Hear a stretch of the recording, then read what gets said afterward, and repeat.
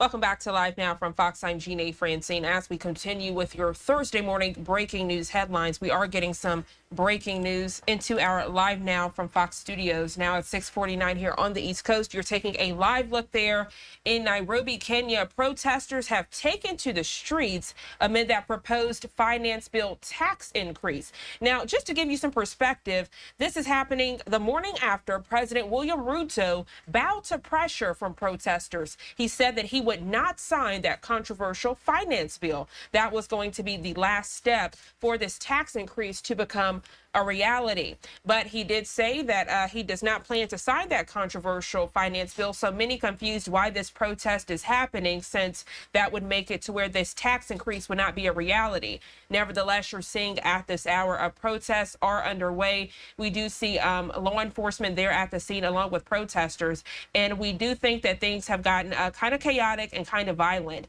Viewer discretion is advised, as we know that these protests have become deadly, especially with what happened with Parliament the other day, as protesters did rush Parliament, set part of the Parliament building on fire. So just a lot going on. And then there were some people found dead inside of that Parliament building. You see the law enforcement there in full tactical gear with gas masks, a protester there with a hard hat on with a gas mask on as well. I'm going to pot up the audio so we can watch this feed. And again, viewer discretion is advised. I'll also pop up some top stories we're following on the left side of your screen so you can stay engaged with other hot topics.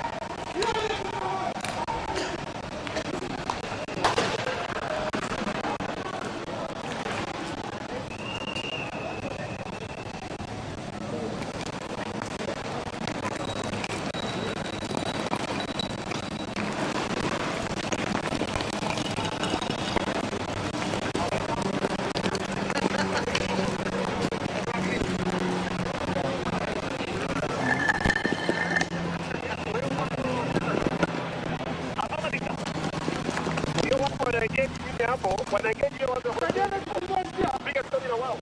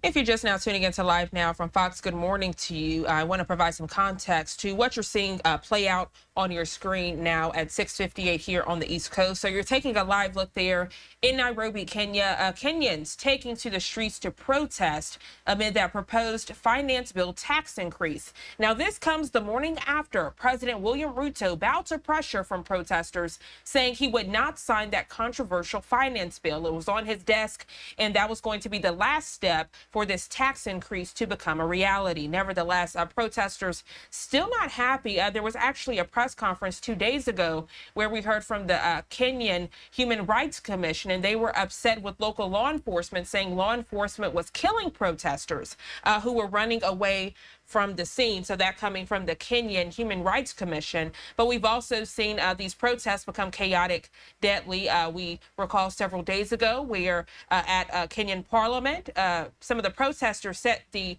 building of the Kenyan Parliament on fire. There were dead bodies found inside. There were gunshots heard outside. Just a truly chaotic event. And then this leading up to what you see today, as President William Ruto did bow to pressure from those protesters, saying he would not sign that controversial finance bill. But nevertheless, the protests do continue there. And this morning in Nairobi, Kenya, we've seen looting happen. So people breaking into stores, stealing items. We've seen people just shooting randomly in the air. We've seen tear gas deployed. So just a very compelling situation. And then, of course, on the left side of your screen, top stories we're following this morning.